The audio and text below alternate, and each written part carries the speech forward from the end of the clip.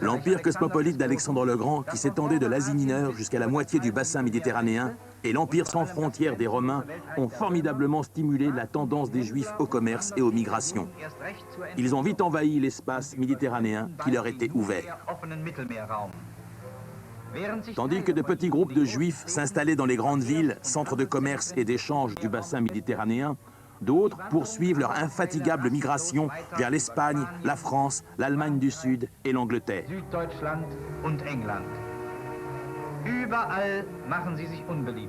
Partout, ils sont mal aimés. En Espagne et en France, le peuple se révolte ouvertement contre eux au XIIIe et XIVe siècle et ils repartent principalement vers l'Allemagne.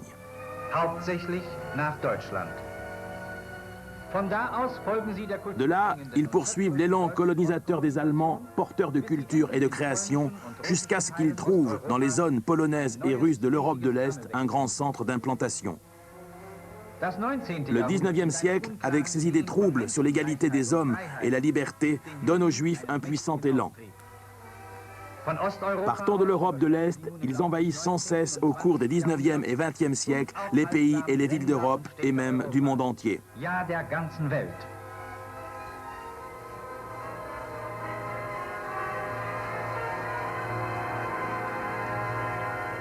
On peut établir un parallèle saisissant avec cette migration juive dans le monde entier en étudiant les migrations en masse d'un animal tout aussi agité, le rat.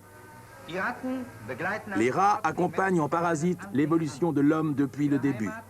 Ils sont originaires d'Asie. De là, ils ont migré en troupes immenses via les Balkans et la Russie vers l'Europe. Au milieu du XVIIIe siècle, ils sont déjà répandus dans toute l'Europe. Vers la fin du XIXe siècle, ils profitent du développement de la navigation pour prendre possession de l'Amérique, ainsi que de l'Afrique et de l'Extrême-Orient.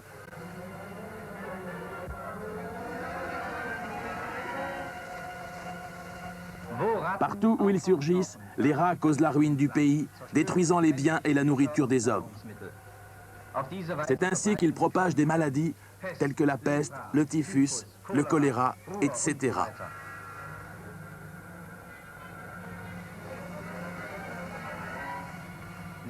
Ils sont sournois, lâches et cruels et apparaissent la plupart du temps en bande. Ils représentent dans le règne animal l'élément de la destruction perfide et souterraine. Exactement comme les Juifs parmi les hommes.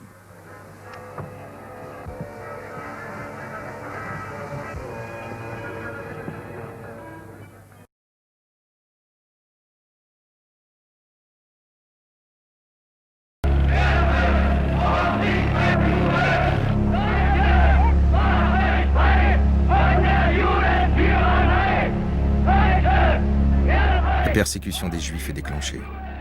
On appelle au boycott de leurs magasins.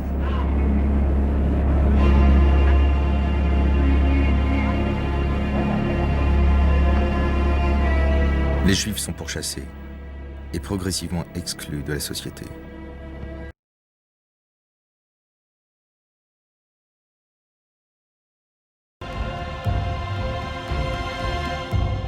L'antisémitisme a contaminé les universités. Le nazisme a perverti les esprits contre la culture moderne, imposé une idéologie sectaire et intolérante qui va amener les étudiants à brûler eux-mêmes des livres. Aidés par les écoliers et encadrés par les SA, ils rassemblent dans toute l'Allemagne les ouvrages des bibliothèques, des librairies, des éditeurs qui correspondent à ce qu'Hitler appelle l'esprit non allemand. Sur la liste noire nazie, Karl Marx, Sigmund Freud, Stefan Zweig, plus de 300 auteurs, surtout juifs ou communistes. 12 000 titres sont condamnés. Des centaines de milliers de livres doivent être brûlés. Et les SA préparent les bûchers.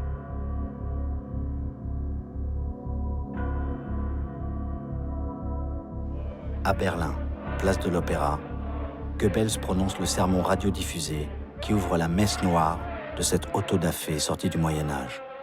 Meine Kommilitonen, deutsche Männer und Frauen, das Zeitalter eines überspitzten jüdischen Intellektualismus ist nun zu Ende. Und der kommende deutsche Mensch wird nicht nur ein Mensch des Buches, sondern auch ein Mensch des Charakters sein.